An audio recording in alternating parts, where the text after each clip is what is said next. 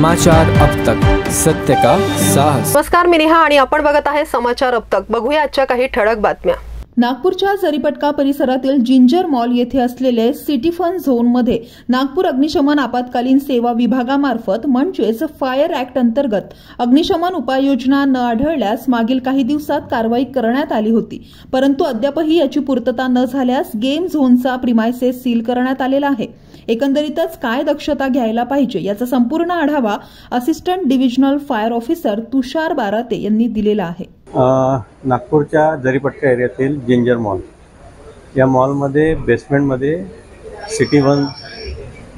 City fun zone या game झोनमध्ये नागपूर अग्निशमन आपत्कालीन सेवा विभागामार्फत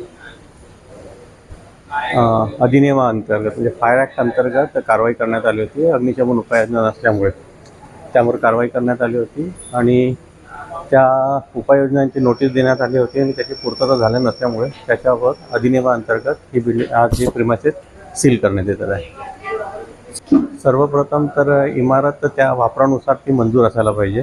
सक्षम प्राधिकरणामार्फत ती इमारत मंजूर असायला पाहिजे वापराकरिता।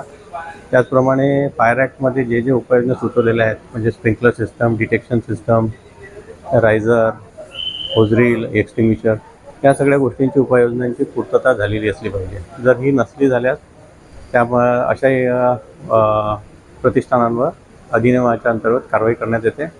असे किती गेम झोनमध्ये कारवाई झाली? नागपुरात सध्या स्थितीत 7 गेम झोनवर कारवाई झालेली आहे। कुठे कुठे झाली? सिव्हिल स्टेशन अंतर्गत 3 फायर